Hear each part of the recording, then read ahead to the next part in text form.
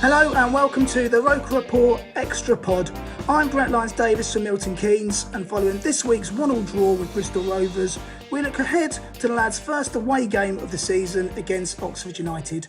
Jimmy Lowson talks to U's fan and not the top 20 pod host George Elek, but tonight I'm actually joined by, well, don't worry though, first and foremost, there is some Northerners on the pod today. One of those is regular exile, Chris Wynn in Sheffield. Chris, how you doing? All right, Brett. How are you doing, mate? I'm very good, mate. I'll put the accent on a bit more this week. Are you full of stotty cake and pink slices? Yeah, something like that. Pork butties tonight. As always, Chris, it is a pleasure to have you on. I'm also joined by a couple of new signings for the ROKER Report this season, and you have heard both of them very briefly on the player ratings pod, which is straight after the match. But as we've got a bit more time tonight, we can find out a little bit more about them. So there's Gary Morris in Dublin. Gary, how are you? Good, mate. Yourself? Yeah, I'm very good, thank you, mate. Very good. Great to hear. So, Gary, yourself, you are one of the Dublin Black Cats. Yeah, one of the Irish Black Cats, mate. Obviously met Michael through the supporters club and just blossomed since then, I suppose you could say, you know. And for yourself, because you boys get over quite a bit, don't you? Yeah, we're over quite often.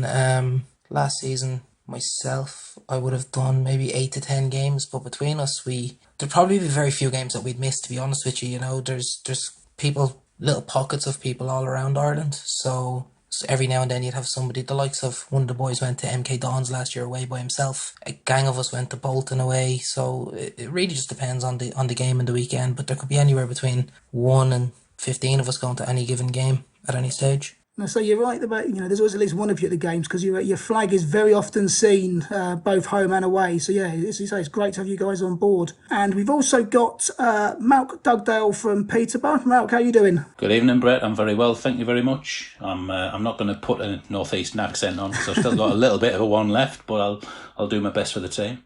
Yeah, so you're, originally from the northeast, and you've moved afield through sort of like work. Is that right?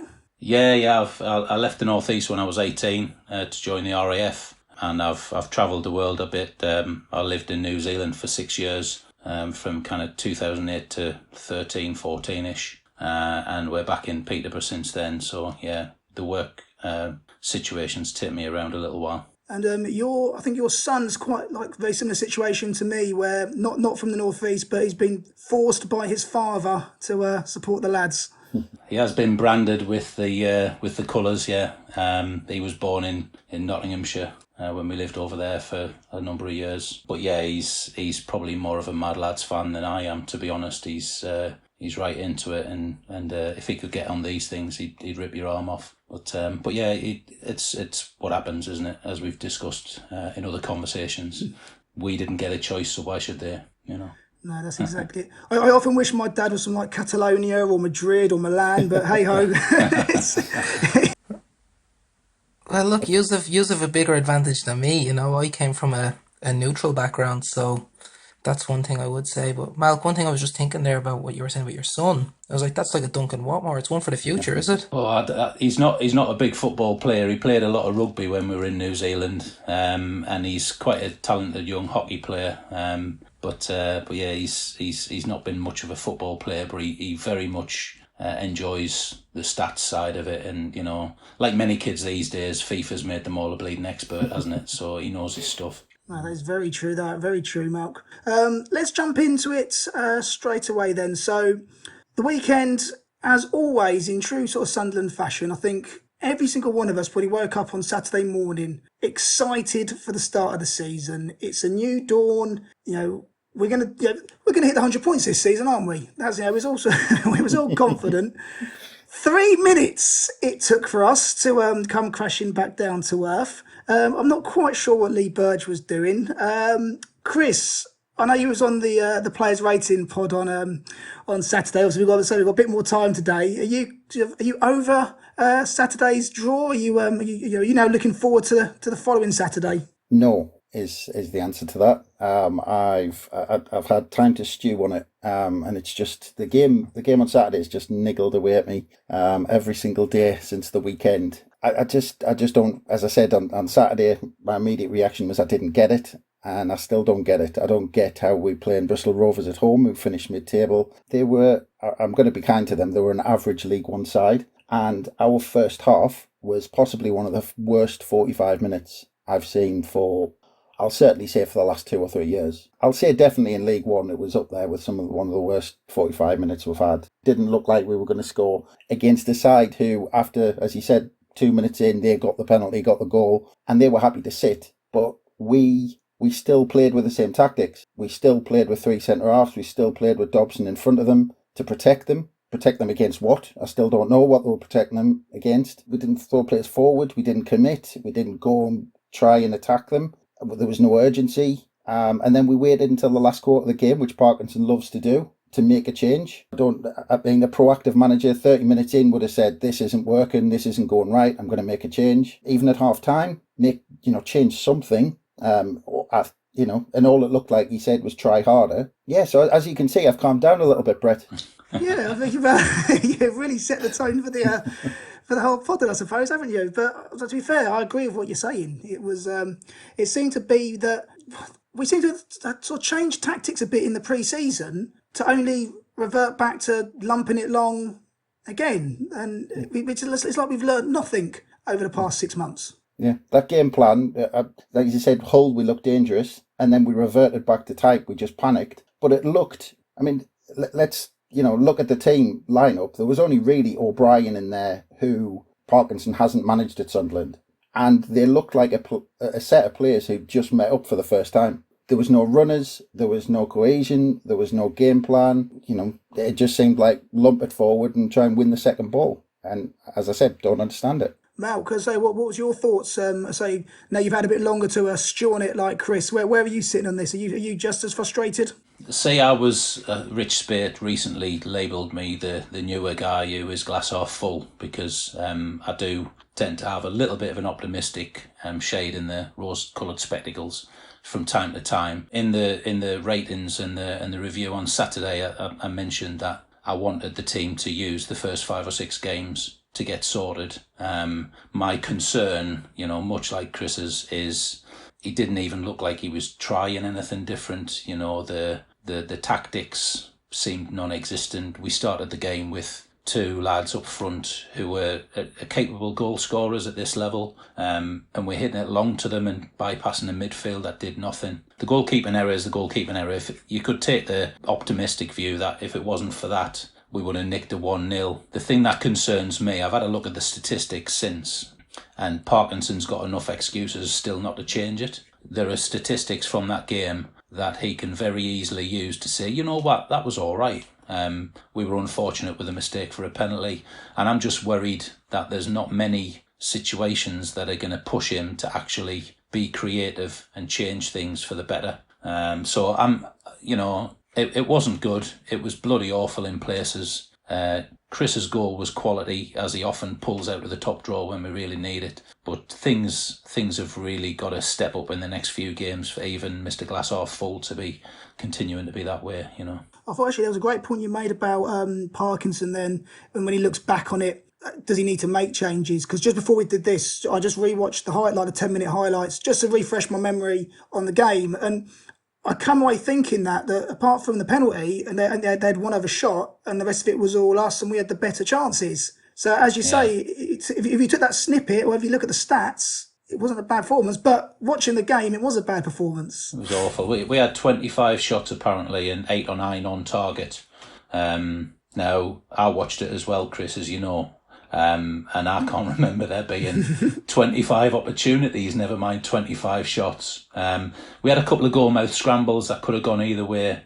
You can give all the usual excuses, early season nerves, but come on, the professional footballers, there isn't even a crowd in there giving them grief, you know what I mean? And you're at home. Must improve, absolutely must improve is the situation, even reflecting a few days after the event. Yeah, definitely. And Gary, I'll let you have your final say on the weekend's game. What were your sort of thoughts on after Saturday's 1-1 draw? Yeah, I'm pretty surprised with the selection, to be honest with you. The likes of Dan Neil or Diamond should have been at least on the bench, I would think. It seems he's reverted back to the old tried and trusted and failed method of last season. Obviously, the fact that he stuck with the two up top was good, but the quality just wasn't there from the right side. Normally, Luke would be considerably better than he was on Saturday, I feel. But everything came down the left with Denver Hume. I think one of the problems we may have, though, going forward, I suppose, is last season when it was just the one up top and two wider men, at least there was plenty of balls coming into the middle, where this season it looks like he's playing two up top with Maguire just kind of floating behind. I don't see him hitting the touchline too often to get these balls in, so I suppose it's still early days. Obviously there is still hope, so fingers crossed it's better and selection could potentially be changed too. One question I will ask, and it might seem a bit of a strange question to be asking it after just one game, but I was reading through the SAFC Twitter over the last few days, and it did sort of crop up a few times. There seems to be two camps of this. Is Parkinson under pressure already? Now, a lot of people are saying it's first game of the season, you can't panic, you can't, worry too much about it, new players gelling, blah, blah, blah. Or the other side is, well, apart from the good run previous season, we were very poor in the run-up to the end of the season until it stopped. Would you say, Chris, that Parkinson is under pressure already? 100% yes. It was inevitable. The Bristol Rovers game was by far the easiest of the first four on paper this season. We're following up with Oxford, who finished fourth, Peterborough, who finished in the playoffs, and then Charlton, who's come down. And that takes us up to October the 3rd, those three games. Now, what he needed to do was put down a marker against Bristol Rovers, mid-table side, go out the start of the season, get a few goals, get 3 points, and then even if the results went slightly wrong, let's say we got 3 points out the next three, then he had that good performance against Bristol in the bag to say, look, there's some progress being made there. But now what he's done is we've come out and we've given a performance that looks like we've gone backwards, or at the very least we haven't taken any steps forward. Still, haven't we? And now he's faced with these three games where he could now be looking at first four games of the season and looking at, still looking for his first league win of the season. Mm-hmm. And people can still say, oh, well, we're only 4 games into the new season. It's still too soon. But we're coming into October, which means he's been in the job for 12 months. Now, if we assess it on that, that criteria of saying, let's assess his 12 months at the club, well, we're actually further away from our objective than we were when he took over. So if you're basing it on that, is he under pressure? Absolutely. And Malk, you are the optimistic one of the bunch. Where do you stand with it? Is it too soon to be even talking about managers being under pressure? So it's never too soon to say managers under pressure. You're only as good as your last 1 or 2 results. I agree with the great majority of what Chris has said. The only caveats I think he can trot out, and he's good at trotting out caveats as most managers are, has he really had 12 months when 2 or 3 months have been stolen by COVID-19? The percentages of his capability and the performance of the team don't stack up particularly well. And Jack Ross had until October last year before he got the bullet. Now, granted, he started in August. So I think, he's going to have a couple of months maximum. Is he already under pressure? Yes. That said, if he has another Tranmere, or if he has another little run, or even to Chris's point, if he gets, say, 5 points out of them 3 acknowledged challenging games, and he demonstrates that he's thinking about altering tactics and having different approaches and blending the players in from the youth, then people might give him a bit more kind of leash to run with. But he's really got to demonstrate that he understands how we need to change quite quickly. Because if he just keeps being stubborn, people will just hound him out. Yeah, sorry, Brett, just quickly on that point though, Malcolm, what he's done though in terms of pressure with that performance against Bristol Rovers, he's now made these next 3 games absolutely huge. I think they were big anyway, Chris, I agree with you. He has made the pressure on himself bigger, but he's that kind of bloke though, a bit like sometimes when Jack Ross was still around, where you think, oh my God, look at the run we've got now. And they pull the odd result out and they get themselves a breather, you know what I mean? And I wouldn't mind a breather because I want him to find things that are going to start working and then focus on them, the way he did for that run of 9 or 10 games at the start of the year.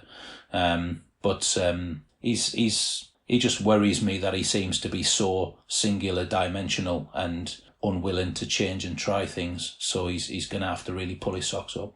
And Gary, I'll let you have your turn as well on this. So Phil Parkinson, is he a man under pressure already? Yeah, absolutely. There's no doubt about it. I know people talk about clean slates to start seasons, but realistically, I don't see this happening, but realistically, we could be sitting on 1 point after 4 games. Now, like I said, I don't see it happening, but there's every chance, being Sunderland, that it may happen. And if that's the case, you would imagine there's going to be one of these top teams that are sitting up top with 12 points already. It's a long way back from very, very early on. So it is worrying.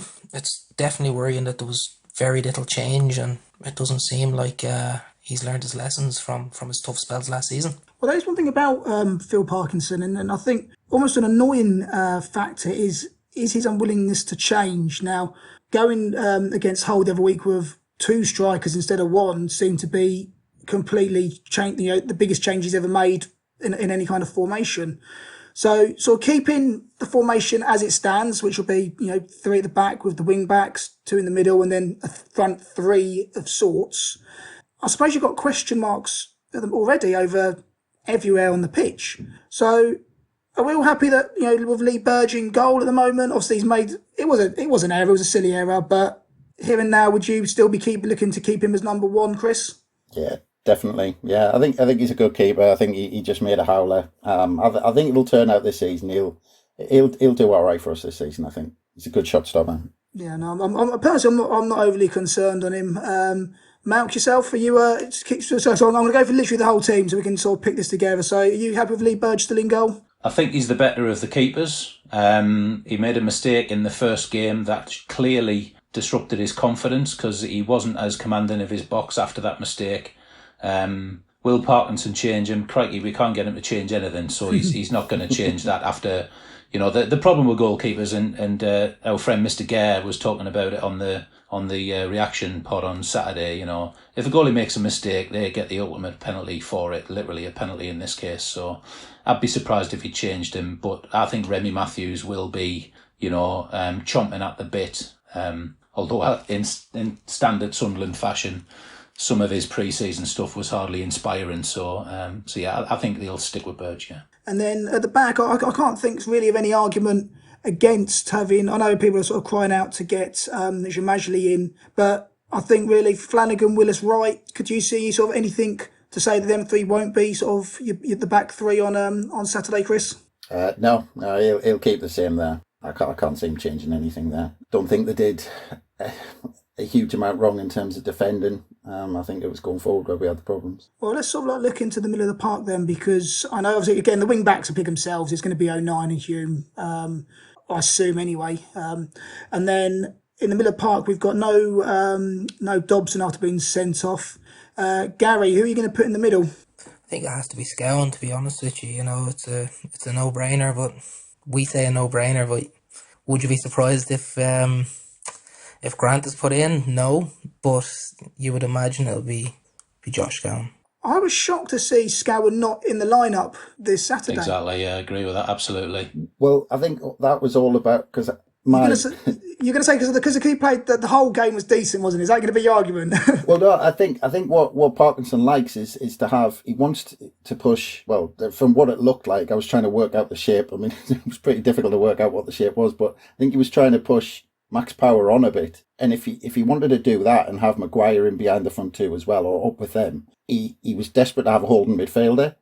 And Josh Scowen's he wants to get forward as well. So he needed Dobson in there because Dobson was the only one who can really do that holding midfield role. Now I'd love him to have Scowen in and push, start saying to Max Power and Josh Scowen, if you get an opportunity to get forward, just make that run. But I'm slightly worried that he's going to try and shoehorn someone in to sit in front of the back 3. So I'm a bit wary about what he's going to do, to be honest. But surely there's an argument, though, for certain games where you almost agree that you want someone at the back covering that your back 3. And I suppose like Dobson is ideal for that role against a Peterborough, against an Oxford. But against Bristol Rovers on Saturday, we should just be attacking teams. There's no need for anybody to sit back, surely.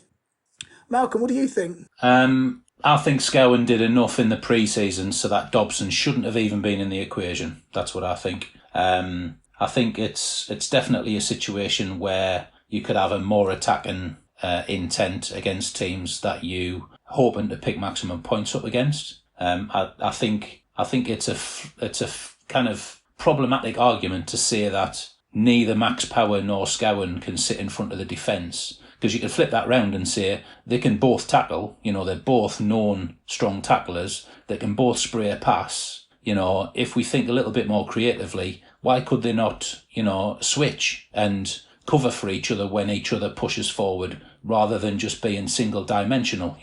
Max Power showed on Saturday he can still hit a ball, and if it weren't for the fingertips of that goalie, he would have got one. It was a cracking save. So I think we're being, as Chris said, a bit too conservative, and we should try and push for a little bit more attacking intent for the teams that we want to try and guarantee the 3 points with. Well, based on the formations that Parkinson does put out there, so we've spoken about the back and the midfield. It's up front and like that attacking midfielder sort of role where we've kind of got 6 players to fit into 3 positions. So you've got Gooch and Maguire, who sort of play as the 2 off the striker, or you've now got Grigg, O'Brien, Wyke and Graham. Who is your 3 out of that 6 to start on Saturday, Gary? To be honest with you, when Gooch came on, I thought he was something different.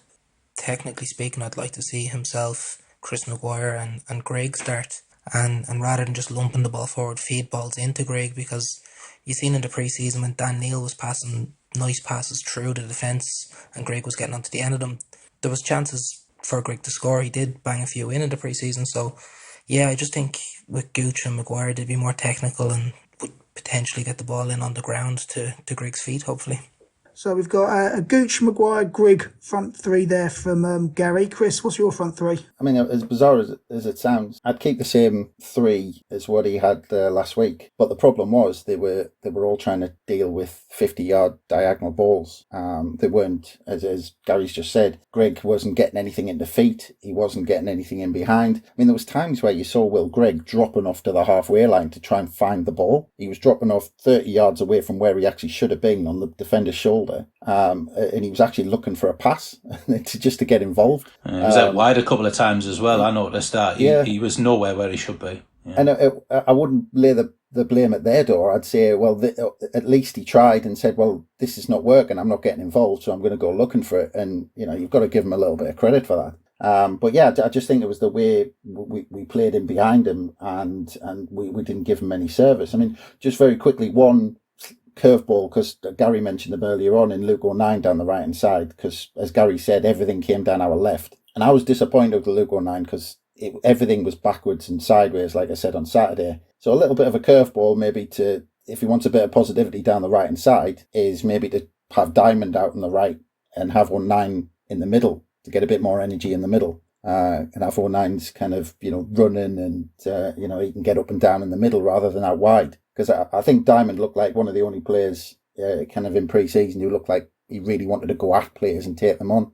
Well, you've kind of lined up one of my next questions, which was involving Jack Diamond and Dan Neil sort of not even being in the squad. But would you say then, just to sort of follow back up on what you just said there about 09, do you think he will ever make it though as a midfielder at Sunderland? It looks like he's going to be a wing back now, and that's it. There doesn't seem to be any sort of position for him in the centre there. No, I think he's in the eyes of the coach and staff there. I think he's a fullback, and I think in the eyes of a lot of people, I think they've forgotten he was originally a centre midfielder. But I wouldn't mind if especially with Diamond coming through, get Diamond out there. Especially, home games like Bristol Rovers. The energy of 09 in the middle. I would have preferred him in front of the back 3 than Dobson at the weekend, and I would have preferred Diamond out wide to 09. So I think if Parkinson's willing to change things, as we said he might not be, I'd be happy to see that. Well, Mark, what's your thoughts then? Well, you can ask what you think of 09 in the centre. Do you think has he got a role there at all? 09's got a few credits in the piggy bank, to be fair. The bloke was one of our real stalwarts last season, and I think to write him off too soon in the season would be a little bit out of order. He's just had a baby as well. There's lots of stuff going on in his life. Would I start with him? Probably. But I'm with Chris. I'm agreeing with you way too much tonight, Chris, by the way. I'll find something to argue about in a moment. Please do. No, I would have had Diamond on the bench, and I would have, when I was seeing that 09 wasn't getting much change down the right-hand side, I would have had Diamond on with half an hour at least to go, because he would have terrified those buggers. He really, really would. And he doesn't give a monkeys. He's a young lad. He'll have a go. He's still of the mindset that, if he tries 3 times and it doesn't come off, he'll still have a go in a slightly different way, So I would certainly have him on the bench, and I would have thrown him on. In response to the earlier point about the 3 up front, Brett, I agree that Grigg and O'Brien are a decent prospect up front. But I'm a little bit worried, as other people have mentioned, that without the service, we're not changing things enough. You know what I mean? Because we had Grigg up front last season, with other players that we tried to get into gel with. I think we really need to try some significantly different things.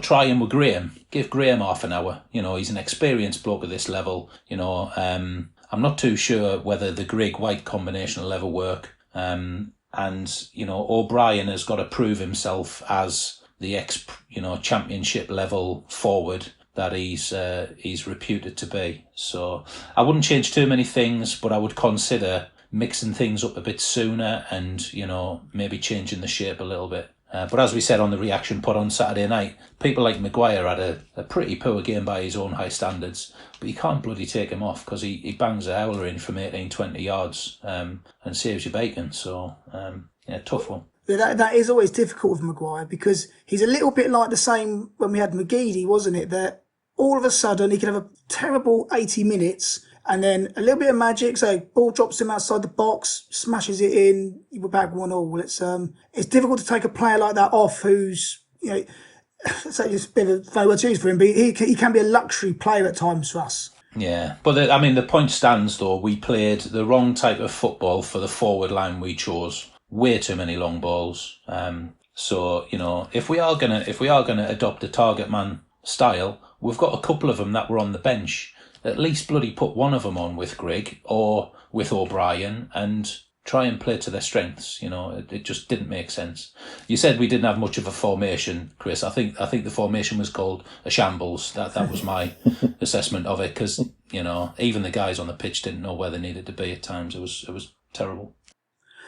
Well, that's interesting that all 3 of you have sort of come up with different options up front, but all 3 of you have all agreed that basically the service was non-existent. So that's something they definitely need to be working on this week. So moving on, we are now going to catch up with Jimmy Lawson, who has caught up with George Elek from the Not the Top 20 pod about this weekend's game. And here's what they had to say. Welcome back to the ROKER RAPPORT podcast. It's me, Jimmy Lawson, hot seat again. And I'm delighted to say I've been joined by a returning guest, co-host of the Not the Top 20 podcast and the Going Up, Going Down podcast, EFL expert and Oxford United supporter, George Elek. How you doing? Yeah, very good. Good to be back. Thanks for having me again. No, very, very welcome, very welcome. So obviously looking at Oxford, out of sort of the 4 other promotion rivals Sunderland had last season that didn't go up, if we're looking at a team that maybe might drop away, really I was looking at Oxford and Fleetwood as teams where they might lose their best players, they might struggle to reinvest, they might struggle. But the betting markets and also yourself and Ali Maxwell don't think that's going to be the case. Why's that?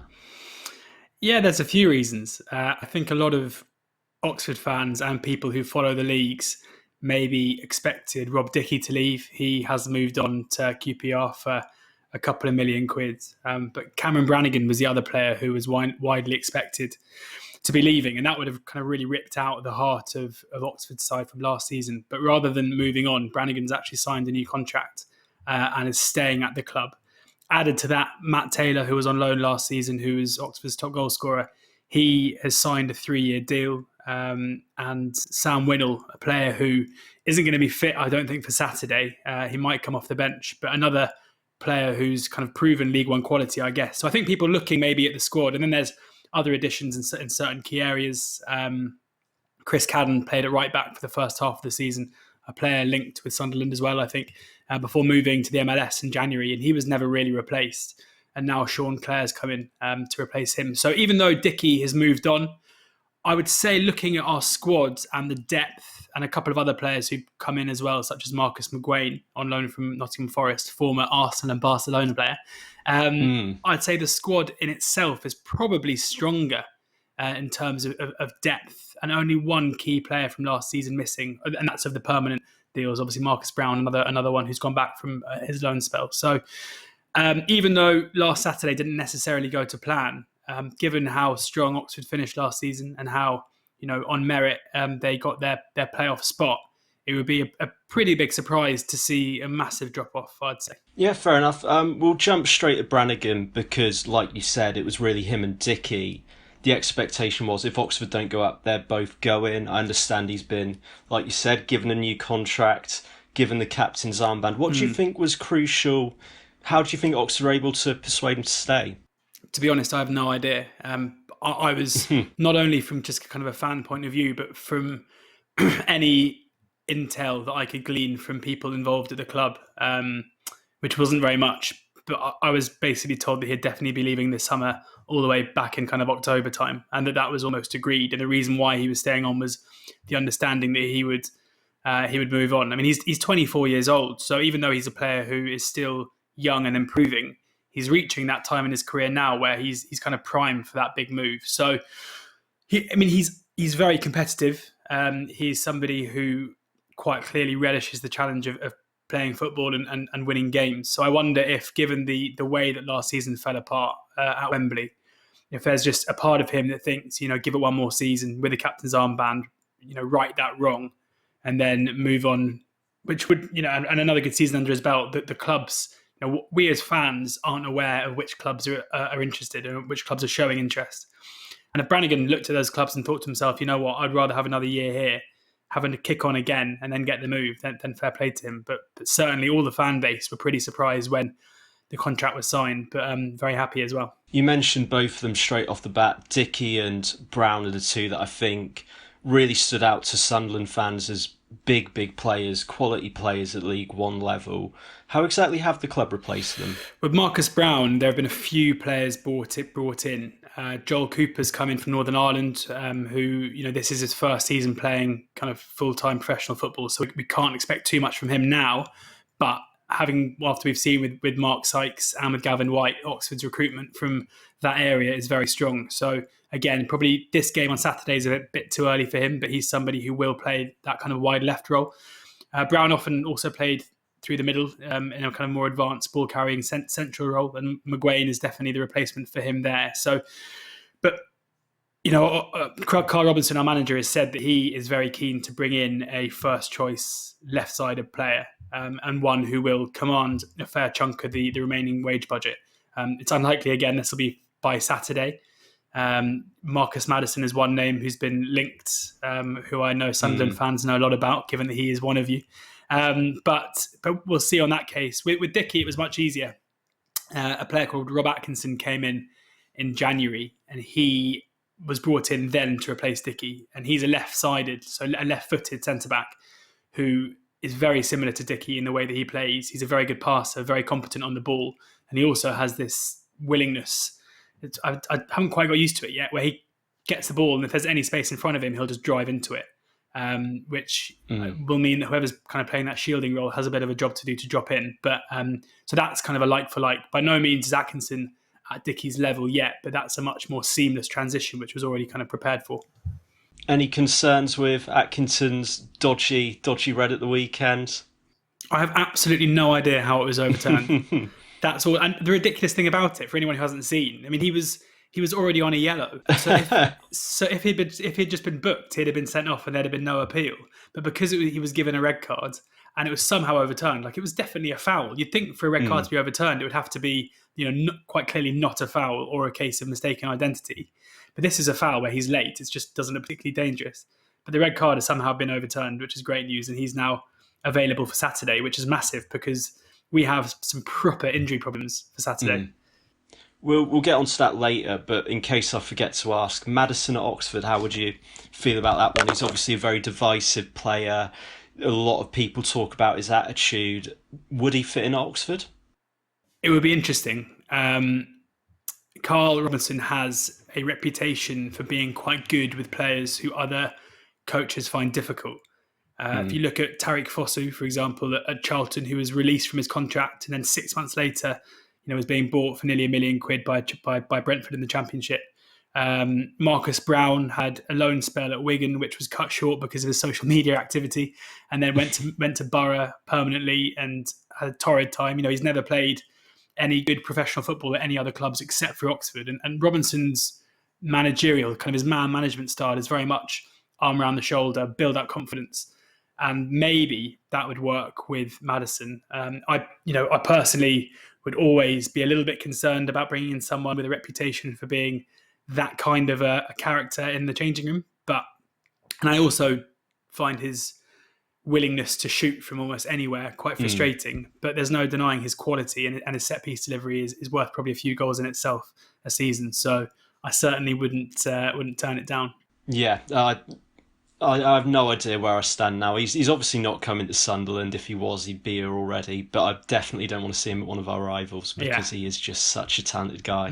Yeah, exactly. I couldn't agree more. Carl Robinson's an interesting one. He's obviously a guy who, once again, splits opinion. He's a guy you had the sort of opportunity to sit down with last season and talk to.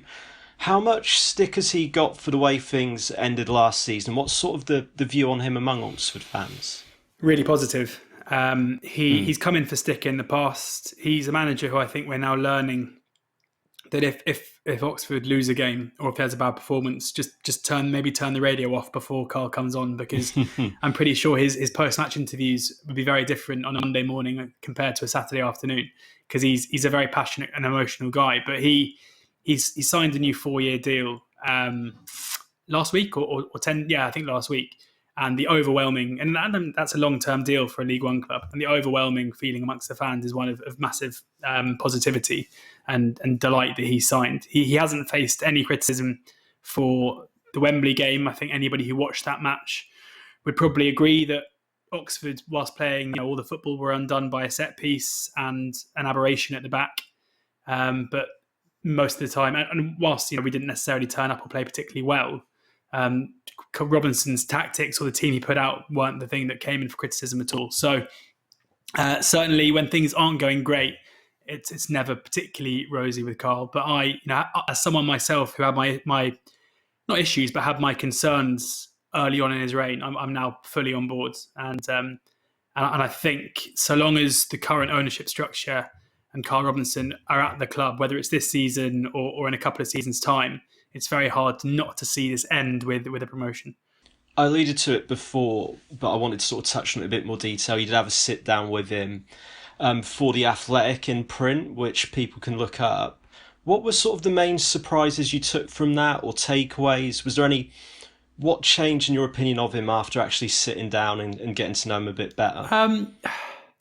There was a funny story where we walked into his... Because when he first came into the club, we were doing a show on Sky that is no longer called The FL Matters, and David Prutton, knowing that I was an Oxford fan, asked me what I thought of him.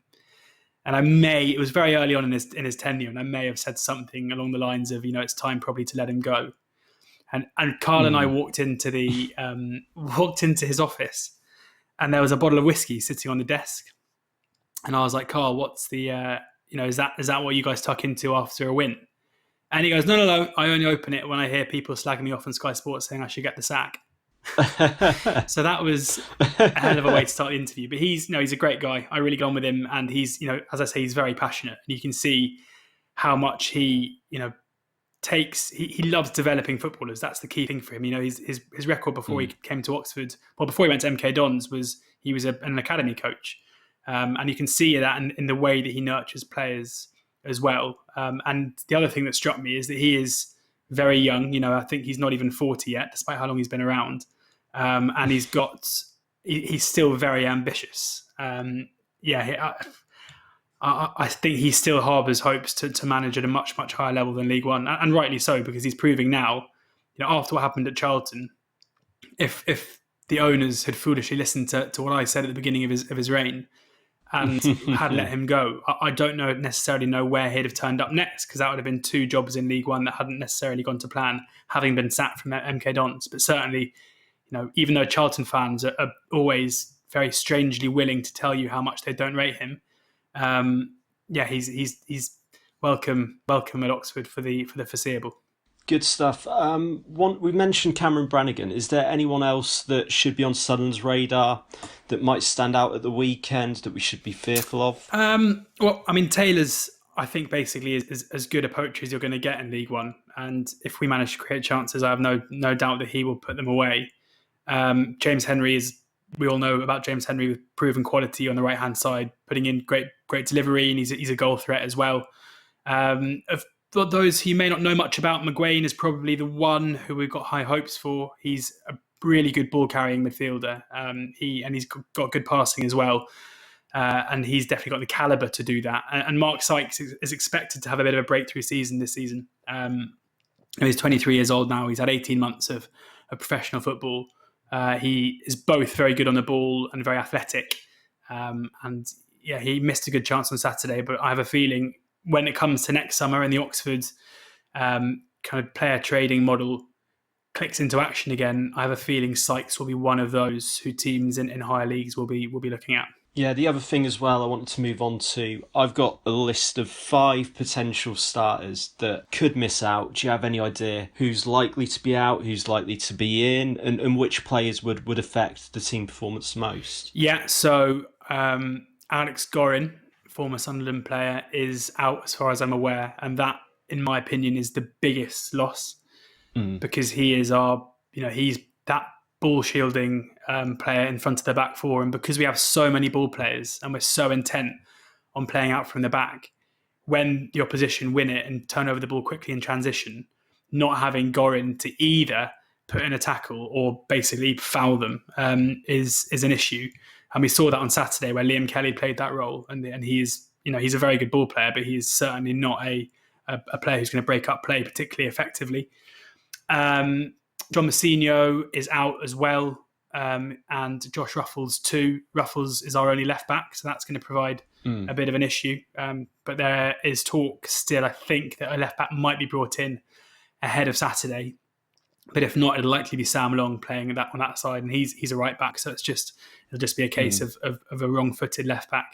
Although he's not the strongest League One fullback anyway, so that would probably be an area where you could hurt us.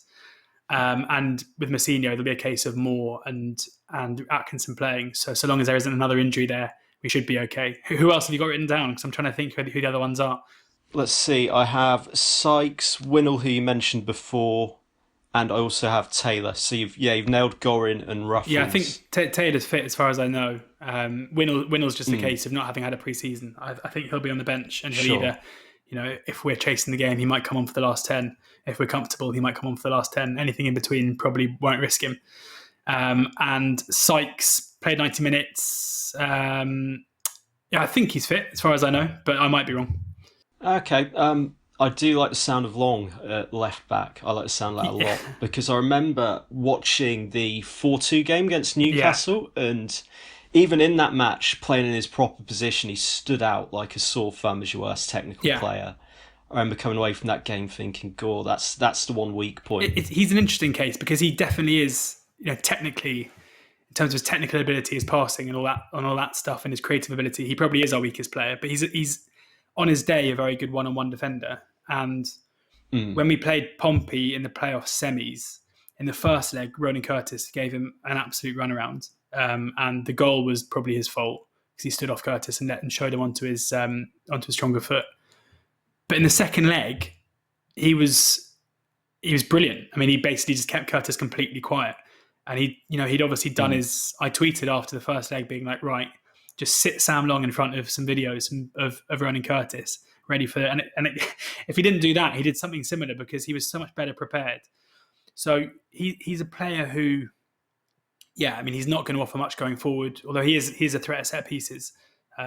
But playing on the left-hand side, if you're Phil Parkinson, your plan would definitely be to get someone on the ball. Probably not like a Maguire, probably someone, maybe O'Brien, someone with like a bit more kind of pace with the ball at their feet, someone who can basically go past and try and get past long. But yeah, sometimes he can be up to the task, so I wouldn't bank on it. But yeah, I mean, I do agree that would be our weakest area. I'd agree.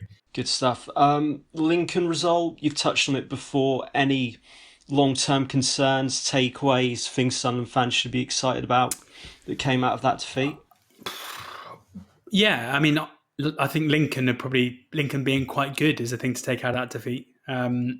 I got a bit of flack because I tweeted after the first half, I thought we were all right. I mean, we didn't have a shot, but we kept the ball well and moved it well. They were just very adept at keeping us at arm's length. And that was, we ended up having 7 shots on target in the game, which I think was the same as Sunderland had against Bristol Rovers, or maybe it was 6.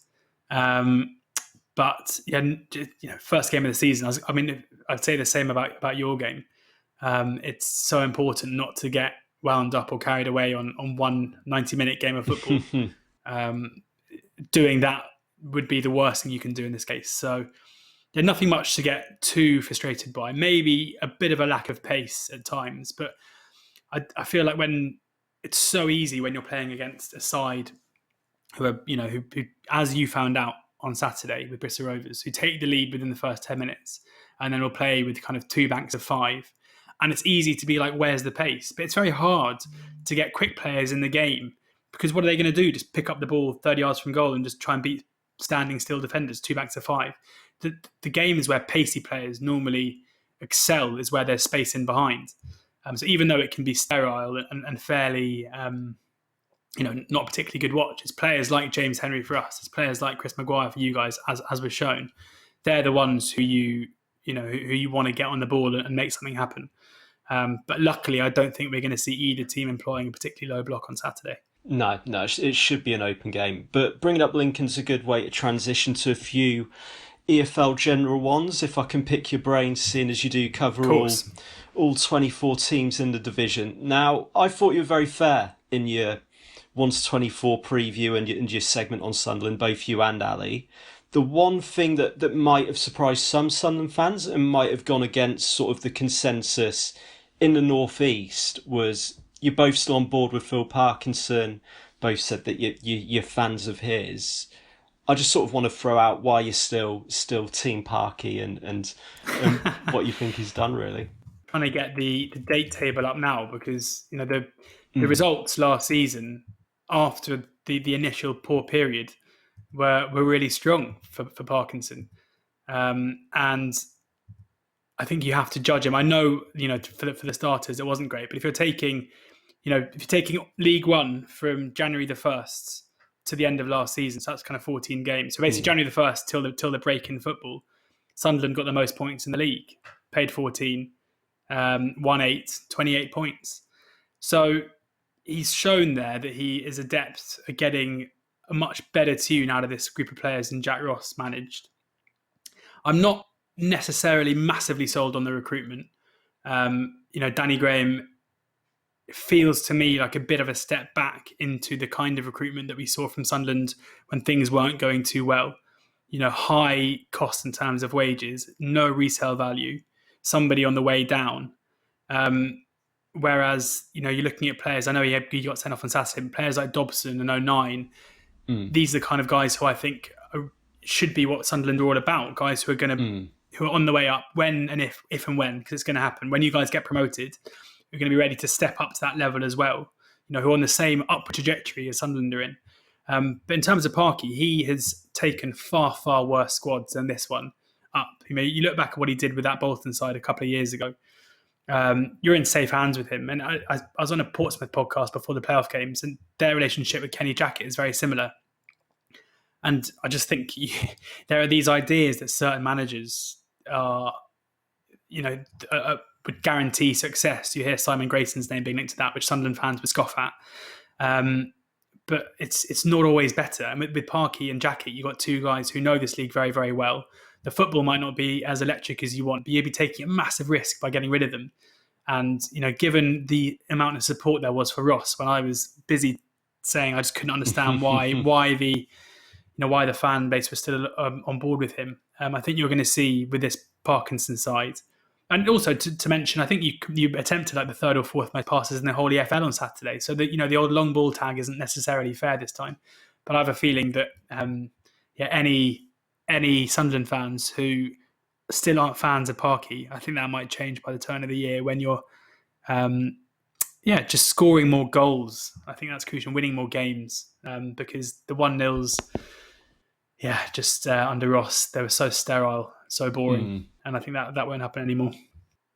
Yeah, here's hoping. And no concerns with the sort of 4-game blip that ultimately cost ourselves our place in the playoffs, sort of that 1 win in 4, the 2-2 with Gillingham, the turgid 0-0 with Doncaster. No real reason to think they're sign of a trend. I just think teams are going to have bad spells, and it's unfortunate for you guys and unfortunate for Parkinson that it came just before everything stopped. So suddenly that run of 4 games without knowing it was going to be the last games you'd played for 6 months. Things could turn very quickly. You've been dealt a pretty harsh fixture list to start the season. I mean, going away to Oxford, home to Peterborough, away to Charlton. I mean, you're playing against 3 of the top 5 in the betting markets there after the Bristol Rovers game. And I think the Bristol Rovers result, I mean, I know the first half performance was very poor, but in the second half, you just absolutely battered them. And, if that game is played 10, 100, 1,000 times, you're going to win the vast majority of it. It just didn't happen on the day.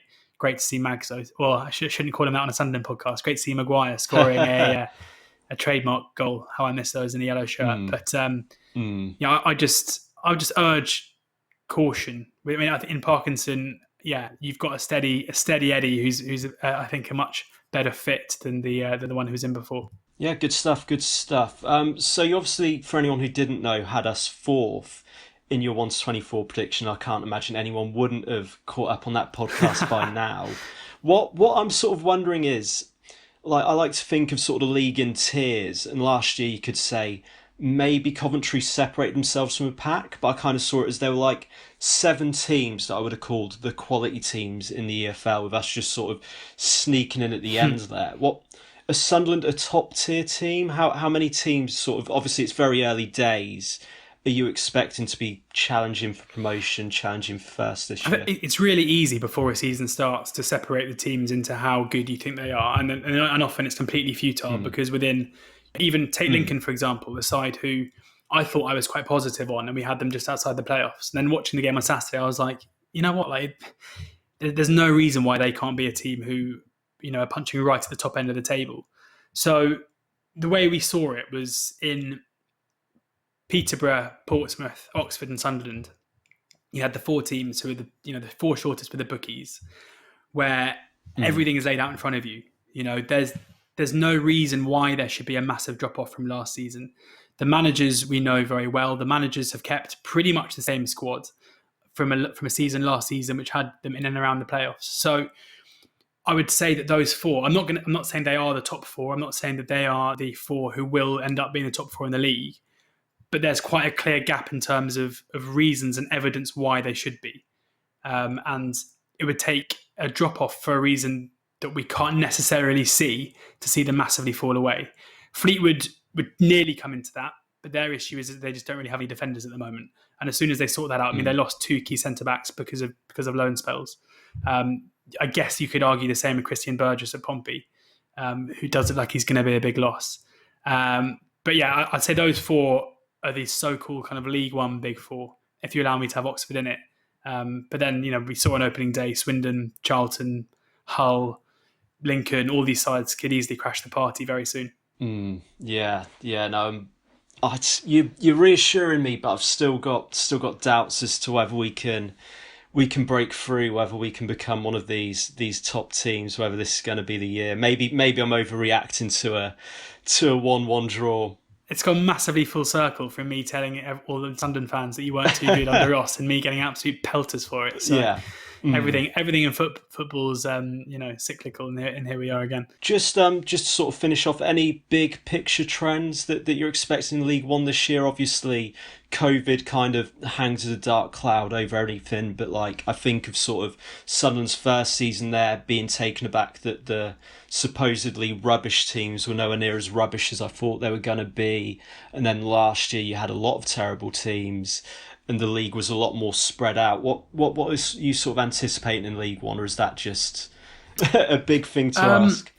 Well, no. I mean, the one thing that's interesting is that the gap between League One and the Championship is massive, right? So teams who normally go up from League One generally struggle in the Championship, and teams who come down from the Championship normally, even at their worst, are more than competitive at League One level. Again, going back to Sunderland, that first season you came down, you in my opinion, you were not a very good League One side, and yet you still ended up at Wembley, one game away from going back up again. So this season it's a bit different because we've got three sides coming down.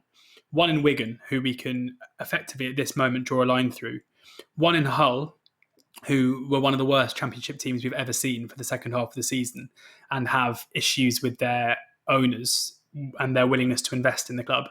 And then you've got Charlton, who do look like they're about to be taken over, but have been under an embargo for the whole summer and haven't been able to bring in the players they want to. So it feels to me like the top end of League One should be much easier to break into because the three sides who would normally expect to come down and challenge immediately aren't necessarily as strong as we normally see.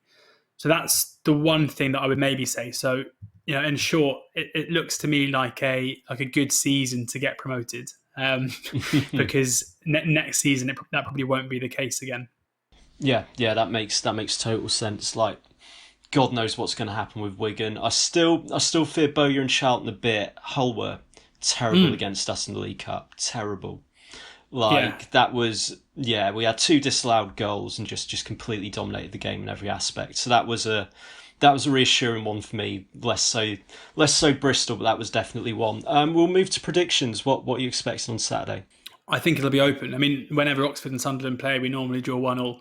I don't know if I can say that again because I think I said that this time last year. But given our defensive frailties, I think you'll score. Given our attacking options and the amount of chances we normally create, I think we'll probably score.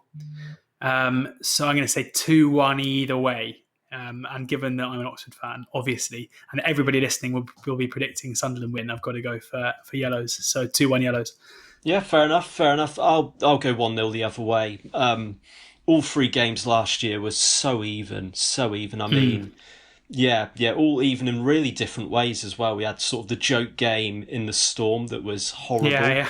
Absolutely awful. One of my least favourite Sunderland wins I've ever witnessed. Just out at the front getting soaked, like miserable. The weird League Cup game where Oxford dominated the match for 70 minutes, but we had 2 penalty shouts turned down, equalised, and just absolutely battered you for that last 20 minutes. Really weird game. And then the John McLaughlin game where he dropped one in to put you 2-0 up. The referee let him off out of embarrassment, and we nicked a 1-1 under Jack Ross. So I'm expecting more of the same. I'm expecting a weird game, a close game, but I always predict Sunderland wins when I'm doing the preview, so I'll predict Sunderland win. Good stuff. Well, best of luck. Yeah, thanks a lot, and thanks so much for joining us. All the best. Cheers, mate. Bye. That was Jimmy Lowson there talking to George Elek from the Not the Top 20 pod. So then, chaps, Oxford this weekend. So I'll start with you, Chris. What is your prediction for Saturday's game? I think in true Phil Parkinson style, we'll go to Oxford and we'll come away with a 1-1 draw. I don't think he's going to be any more positive than he was. I think this is, bizarrely, I think the Bristol Rovers game doesn't suit Phil Parkinson. And this is the type of game that suits the way Phil Parkinson plays. We'll keep it tight. We'll be boring. We'll be negative. We'll try and nick one. We'll probably nick one, probably concede one, and we'll come away with a point. And everyone will still be split right down the middle. Some people going, that's a great draw. Some people going, well, that's 2 points out of possible 6, and we'll be we no further towards a conclusion on Parkinson. So there you go. So you're going for 1-0. Malk, what's your predictions for Saturday? It's a tough one. So in the game that Oxford lost at the weekend, like us, they went 1-0 down in the first 10 minutes. I think it was about 7 or 8 minutes when they let a goal in. But unlike us, they didn't get an equaliser back. And I know their opposition, Lincoln, got a second one in the second half, and it was before they got a guy sent off the same as we did. So I think it's an opportunity. They haven't settled yet, clearly. They're not quite fully on form. They had a guy sent off in the defence, so they're going to have to make a change in their centre-backs. One of their young centre-backs was sent off very late in the game, after it was already 2-0 and done and dusted, really.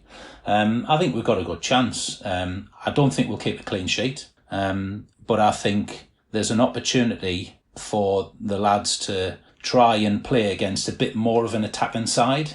And when you play against an attacking side, like Oxford demonstrated they were at the back end of last season, there are gaps behind them, and that'll suit O'Brien and Grigg way better than, Bristol parking the bus for however many minutes it was after they got that early penalty. So I'm going to go for a 2-1. I'm going to back us to nick a win. Could be a 1-0, but I don't think we've got a clean sheet in us yet, so I think we'll need more than one goal to win it. But yeah, 2-1, and back on the glory parade with all of the people that that think Parkinson is sunshine shines from you nowhere. And then Gary, what's your prediction for Saturday? Yeah, I agree with a lot with what Malk said there.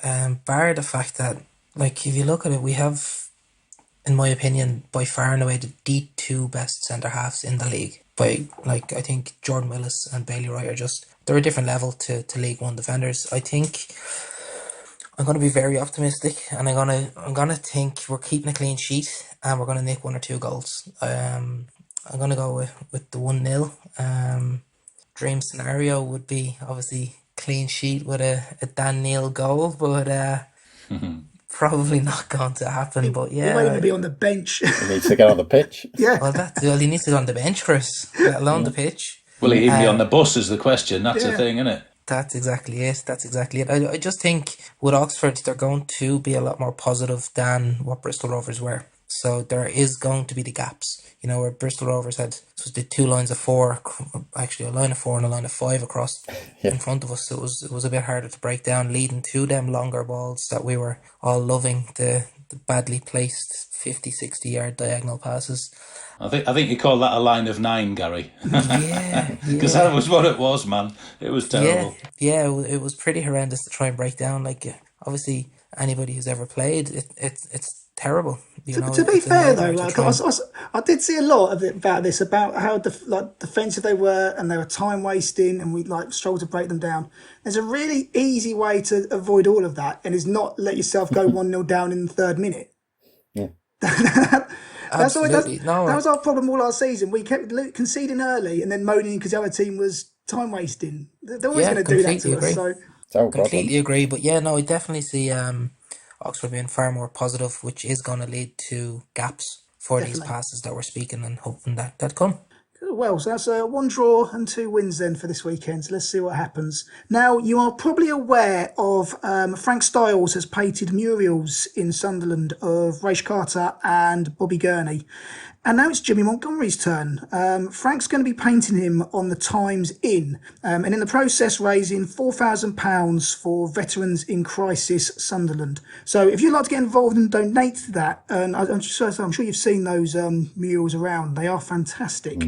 And to be fair, it's about time we really celebrated some of our older players as well. So Jimmy Montgomery, for everything he's done for the club and the city, it's not before time that he was celebrated in such a fashion. But so if you'd like to donate, go to www.justgiving.com/crowdfunding/Stephen-Lawson. And when this goes out, obviously we'll put the actual link on there as well, so you can click on that if you want to donate and help the Veterans in Crisis in Sunderland, which is obviously a fantastic cause.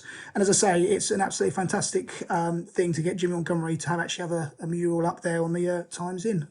And finally, everyone's favourite part of our obviously it was the Exiles pod originally, and now it's come on to the Extra pod. It's playing away time. So as always, I pick a game from around this time from our illustrious past. And basically, it's the guys' turn to pick the team out and see what the starting lineup was. If they get an answer wrong, they lose a point.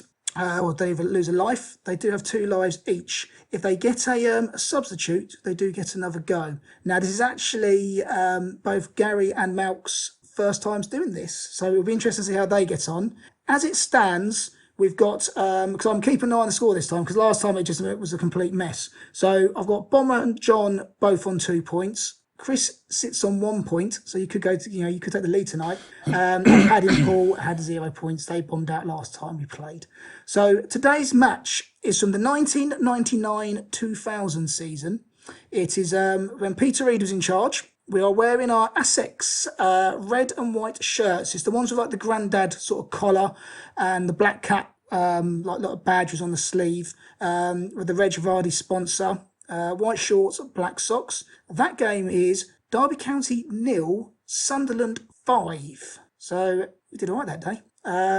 Chris, as you are the experienced one in the group, I'll let you go first so we can get the ball rolling. Well, I think I can remember this game. I'm just going to go for the obvious. I'm just going to go for Kevin Phillips to start with. You've gone for Kevin Phillips to start, and Kevin Phillips scored a hat-trick that day. There you go. So Phillips is in. So Gary, I'll let you go next. Gonna go with another obvious one. Go with Mickey Gray. Mickey Gray is there. Malk, your first go on playing away. Yeah, and I'm so pleased you didn't pick the time when I was in New Zealand for 6 years, because that would have been a right train smash, I promise you. If you ever tried following a football team with a 13-hour time difference, it's quite a challenging thing. But yeah, good team right of it then. I think I'll go for one of the other likely strong candidates, and I'll go for... I'm changing my mind in mid-flow now. Oh, never doubt yourself, Malk. That's like the road to ruin. Let's go at the back. Let's go Sorensen. Sorensen is in goal that day, correct. Chris, straight back to you. I'm going to just go in order. Try and pick that 11 that I think I know from that season, so I'm going to go Chris Macon, was usually right back. Chris Makin's right back. Gary?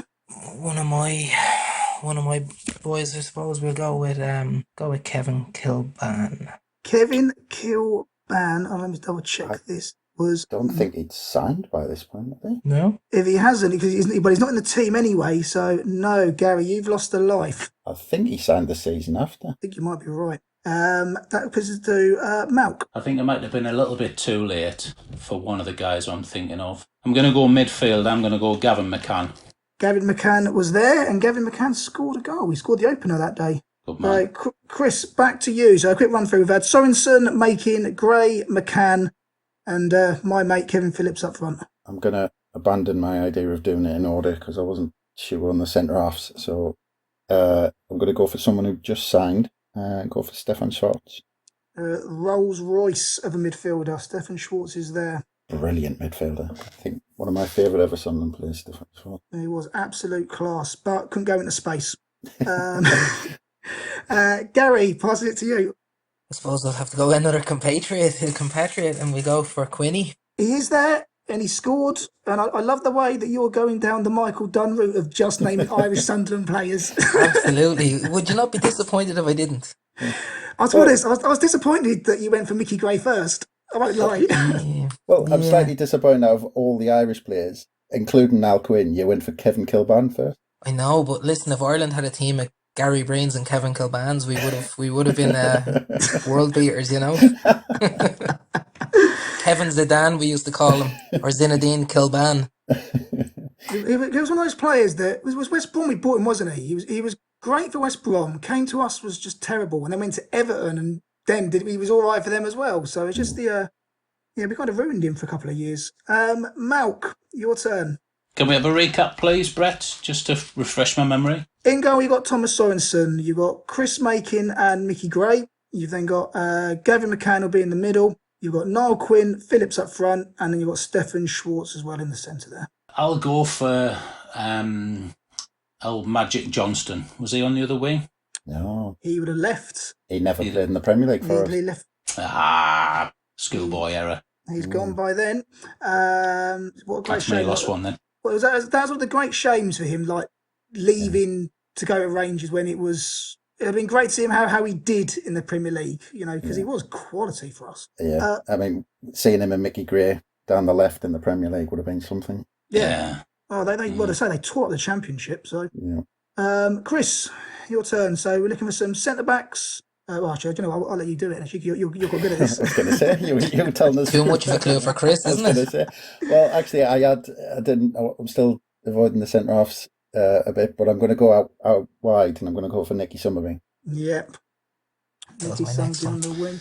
He was my other winger, but I've decided not to drop him in yet. But good shout. There is, so when we do this game, there is matches like this that you think, we had such a good team, and look at us now.